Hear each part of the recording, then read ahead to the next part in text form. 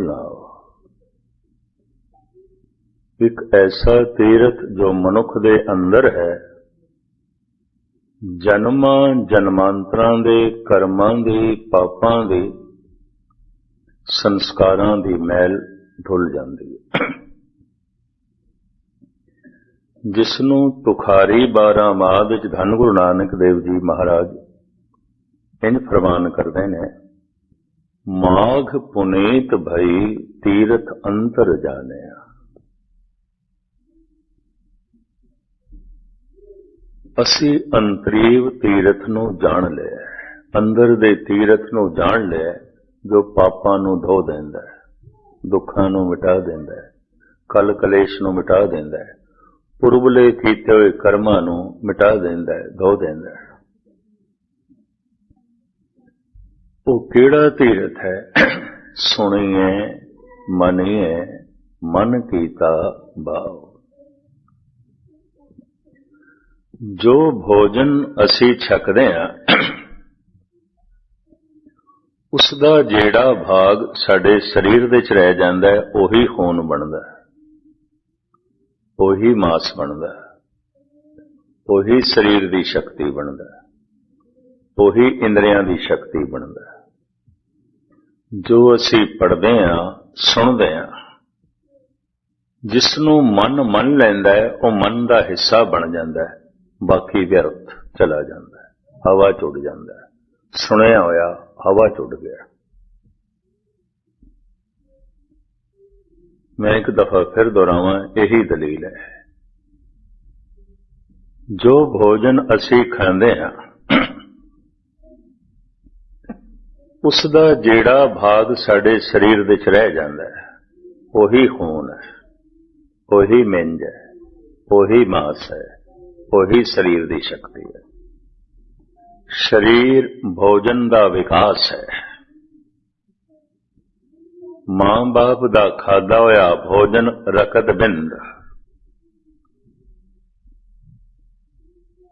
ਮਨੁੱਖੀ ਬੱਚਾ ਰਕਤ ਬਿੰਦ ਦਾ ਮੇਲ ਹੈ। ਫਿਰ ਇਹ ਦੁੱਧ ਪੀ ਰਿਹਾ ਭੋਜਨ ਹੈ, ਭੋਜਨ ਦਾ ਵਿਕਾਸ ਇਹ ਸਰੀਰ ਹੈ, ਇਹ ਤਨ ਹੈ, ਭੋਜਨ ਦਾ ਹੀ ਵਿਕਾਸ ਹੈ। ਨਾ ਬੱਚੇ ਨੂੰ ਦੁੱਧ ਪਿਲਾਓ, ਵਿਕਾਸ ਨਹੀਂ ਹੋਵੇਗਾ। ਨਾ ਬੰਦਾ ਭੋਜਨ ਛਕੇ, ਨਹੀਂ ਜੀ ਸਕੇਗਾ। ਇੰਜ ਕਹਿੰਦੇ ਨੇ ਸਰੀਰ ਹੈ ਹੀ ਭੋਜਨ। ਬਾਬਾ ਫਰੀਦ ਇੰਜ ਕਹਿੰਦੇ ਨੇ, ਸਾਢੇ 3 ਮਣ ਦੇਹੁਰੀ ਚੱਲੇ ਪਾਣੀ ਅੰਨ। ਬਾਬਾ ਫਰੀਦ ਇਹ ਤੇ ਅੰਨ ਪਾਣੀ ਦਾ ਪੁਤਲਾ ਹੈ। ਮੈਂ ਅੰਨ ਦਾ ਤਿਆਗੀ ਹਾਂ, ਅੰਨ ਦਾ ਤਿਆਗੀ ਹਾਂ, ਐਸਾ ਕੋਈ ਨਾਰਾ ਲਾਵੇ। ਕਬੀਰ ਕਹਿੰਦੇ ਨੇ ਬਸ ਇਹੀ ਪਕੰਡੀ ਹੈ। ਅੰਨ ਛੋੜ ਕਰੇ ਪਾਖੰਡ, ਨਾ ਸੁਹਾਗਣ ਨਾ ਔਰੰਡ। ਸ਼੍ਰੀ ਕਬੀਰ। ਕਿਉਂਕਿ ਤਨ ਇਹ ਤੇ ਹੈ ਹੀ ਭੋਜਨ ਦਾ ਪੁਤਲਾ। ਅੰਨ ਨਹੀਂ ਖਾਂਦਾ, ਕੁਝ ਹੋਰ ਖਾਏਗਾ, ਕੁਝ ਹੋਰ ਪੀਏਗਾ। ਤਨ ਦਾ ਵਿਕਾਸ ਭੋਜਨ ਦਾ ਵਿਕਾਸ ਹੈ। ਤਨ ਦੀ ਹੋਂਦ ਭੋਜਨ ਦੀ ਹੋਂਦ ਹੈ। ਕਿਹੜਾ ਭੋਜਨ ਜੋ ਖਾਧਾ ਹੋਇਆ ਸਰੀਰ ਦੇ ਵਿੱਚ ਰਹਿ ਗਿਆ, ਉਹੀ ਖੂਨ ਬਣਦਾ ਹੈ, ਉਹੀ ਮਿੰਜ ਬਣਦਾ ਹੈ, ਉਹੀ ਮਾਸ ਬਣਦਾ ਹੈ। ਸਤਸੰਗ ਵਿੱਚ ਜੋ ਅਸੀਂ ਸੁਣਦੇ ਹਾਂ, ਜਿਸ ਨੂੰ ਮਨ ਮੰਨ ਲੈਂਦਾ ਹੈ, ਉਹੀ ਸਾਡੇ ਮਨ ਦਾ ਹਿੱਸਾ ਬਣਦਾ, ਬਾਕੀ ਨਹੀਂ ਬਣਦਾ। ਬਾਕੀ ਸੁਣਿਆ ਹੋਇਆ ਹਵਾ ਚ ਉੱਡ ਗਿਆ, ਬਾਕੀ ਸੁਣਿਆ ਹੋਇਆ ਬਾਹਰ ਰਹਿ ਗਿਆ, ਬਾਕੀ ਸੁਣਿਆ ਹੋਇਆ ਸਾਡੇ ਲਈ ਕੋਈ ਲਾਭਕਾਰੀ ਨਾ ਹੋਇਆ, ਕਿਉਂਕਿ ਮਨ ਨੇ ਤੇ ਮੰਨਿਆ ਨਹੀਂ, ਮਨ ਦਾ ਹਿੱਸਾ ਨਹੀਂ ਬਣਿਆ। ਇੱਕ ਦਫਾ ਮੈਂ ਫਿਰ ਦੁਹਰਾ ਕੇ ਅਗਾਂਹ ਵਧਦਾ। ਜੋ ਕੁਝ ਅਸੀਂ ਜੀਵਨ ਭਰ ਛਕਦੇ ਹਾਂ, ਭੋਜਨ ਖਾਂਦੇ ਹਾਂ, ਉਸ ਦਾ ਜਿਹੜਾ ਭਾਗ ਸਾਡੇ ਸਰੀਰ ਵਿੱਚ ਰਹਿ ਜਾਂਦਾ ਹੈ, ਉਹੀ ਖੂਨ ਹੈ, ਹੋਰ ਕੁਝ ਵੀ ਖੂਨ ਨਹੀਂ ਹੈ। ਉਹੀ ਖੂਨ ਹੈ, ਉਹੀ ਚਰਬੀ ਹੈ, ਉਹੀ ਮਾਸ ਹੈ, ਉਹੀ ਸਰੀਰ ਦੀ ਤਵਾਨਾਈ ਹੈ, ਸ਼ਕਤੀ ਹੈ। ਜੋ ਅਸੀਂ ਸੁਣਦੇ ਹਾਂ, ਜੋ ਸੁਣਦੇ ਹਾਂ, ਜਿਸ ਨੂੰ ਮਨ ਮੰਨ ਲੈਂਦਾ ਹੈ ਉਹ ਸਾਡੇ ਮਨ ਦਾ ਹਿੱਸਾ ਬਣਦਾ ਹੈ, ਬਾਕੀ ਨਹੀਂ ਬਣਦਾ। ਬਾਕੀ ਸੁਣਿਆ ਹੋਇਆ ਹਵਾ ਚ ਉੱਡ ਗਿਆ। ਅਕਸਰ ਮਨੁੱਖ ਕਹਿ ਦਿੰਦਾ ਸੁਣਿਆ ਤੇ ਹੈ ਪਰ ਕੀ ਕਰੀਏ ਮਨ ਨਹੀਂ ਮੰਨਦਾ। ਅਕਸਰ ਕਹਿ ਦਿੰਦਾ ਵੇਖਿਆ ਤੇ ਹੈ ਮਨ ਨਹੀਂ ਮੰਨਦਾ, ਪੜਿਆ ਤੇ ਹੈ ਮਨ ਨਹੀਂ ਮੰਨਦਾ। तो फिर पढ़िया होया मन का हिस्सा नहीं बनेगा, सुनिया होया मन का हिस्सा नहीं बनेगा, क्योंकि मन मनदा नहीं।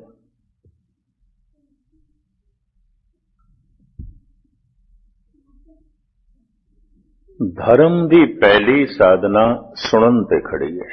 सुनन, सुनिए मनिए मन कीता। इनू उपनिषदां दे ऋषि इंज कहते हैं श्रुत्वा धर्मं विजानाति, श्रवण करने से ही धर्म की प्राप्ति है। इंज कहते हैं, सुनना मूल है।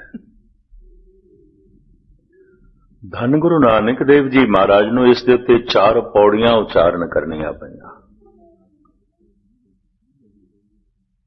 सुनिए सिद्ध पीर सुननाथ। किसी ने सुनिया, सुनिया होया मन लिया, सिद्ध बन गया, नाथ बन गया। सुनिए सिद्ध पीर सुनना, कोई पीर बन गया, कोई संत बन गया।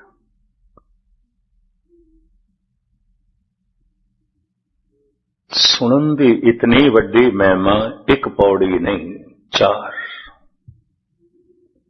और हर पौड़ी विच नवे तो नवे रूप दिते ने। सुनिए ईसर बर्मा इंद, सुनिए मोक्षला हनुमान। सुन सुन के कोई ब्रह्मे जैसा विद्वान बनया है, सुन सुन के ही कोई सतो गुणी विष्णु बनया है, सुन सुन के ही कोई भोला शंकर बनया है, शिवजी बनया है।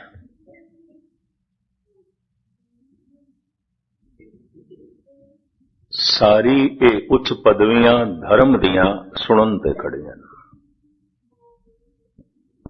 सुनिए सत संतोख ज्ञान।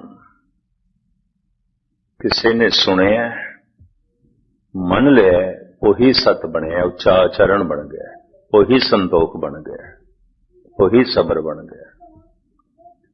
उस सुनन ने इतना पवित्र कर दिता है कि 68 तीरथ इस तो कुर्बान किए जा सकते हैं, सदके किए जा सकते।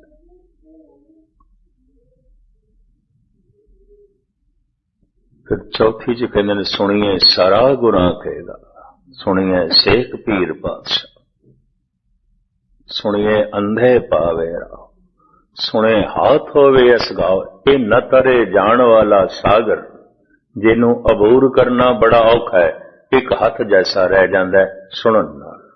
मनुख अबूर कर देंदा है, पार हो जाता है, बहुत सागर तो पार हो जाता है। सारे पाप मिट जाते ने, सारे दुख मिट जाते ने, सदीवी आनंद की प्राप्ति हो जाती है। नानक भगतां सदा विगास, सुनिए दुख पाप का ना। केड़ा सुनिया होया? जिन्हों मन लिया। मैं हुण फिर दोहरावां ते अगे चला। जो भोजन असी छकदे हां, उसका जेड़ा भाग साडे शरीर दे च रह जांदा है, वही शरीर का हिस्सा बनता है। खून बन के, मांस बन के, चर्बी बन के, हड्डियां बन के, इंद्रियां की शक्ति बन गया।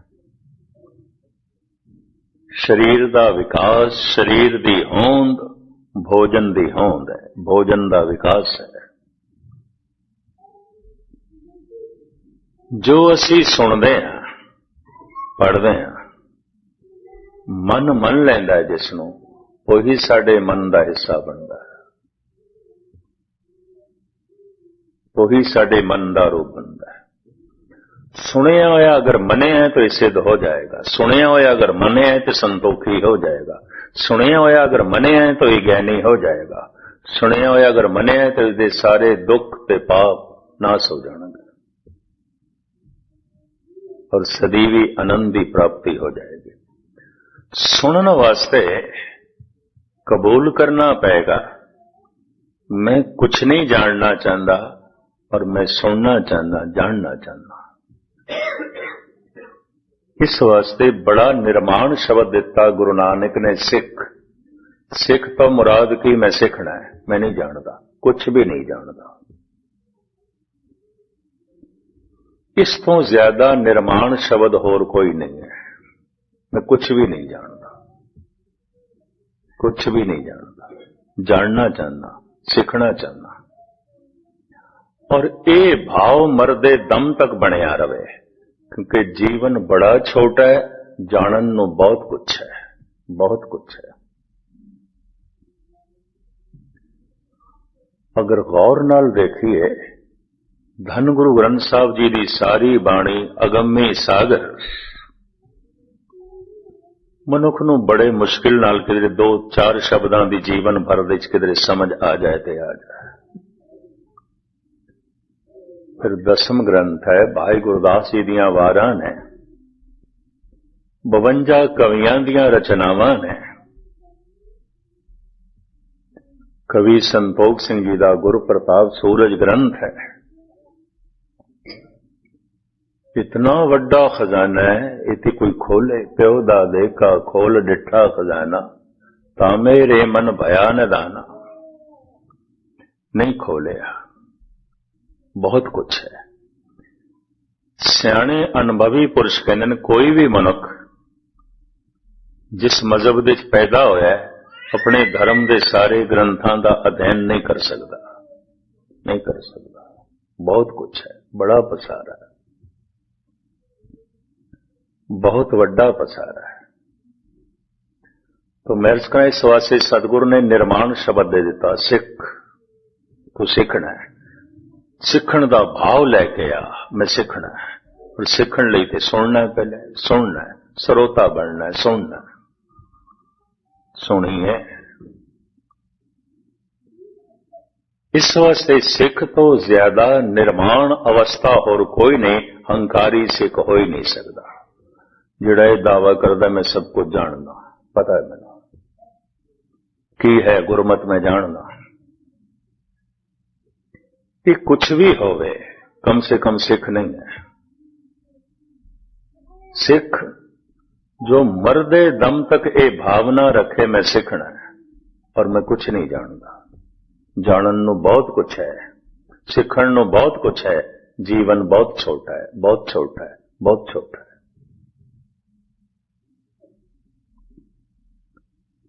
इस वास्ते चूंकि ये युग कलयुग विच, किसी युग विच काम प्रधान होंदा है, किसी विच लोभ प्रधान होंदा है। इस युग विच हंकार प्रधान है। साहिब कहते ने हूं मैं रोग मानक को दीना, ये प्रधान है, बड़ा प्रधान है। अहं मैं हां, दूजा नहीं है। तो हंकारी सिख नहीं हो सकता। भावें सिख दिखाई देंदा, सिख नहीं है। सिख दा ते मतलब है मैं सीखना चाहना, मैनू कुछ नहीं आउंदा, मैं कुछ नहीं जानता। कम से कम हे प्रभु मैं तेरे बारे कुछ भी नहीं जानता। कम से कम हे गुरु मैं तेरे बारे कुछ भी नहीं जानता। मैं जानना चाहना, मैं सीखना चाहना। इतना गहरा भाव होवे तो सीख भी लेगा। बड़ा निर्माण शब्द है। धन गुरु नानक देव जी महाराज कहने ने, इक ना नाद ना भेद गे रस, रस कस ना जानंत। इस श्लोक का खुलासा करने तो पहले मैं इतना अर्ज करते हैं, धन गुरु नानक देव जी महाराज ने अपनी प्रचार फेरी कीर्तन दे राही आरंभ की थी।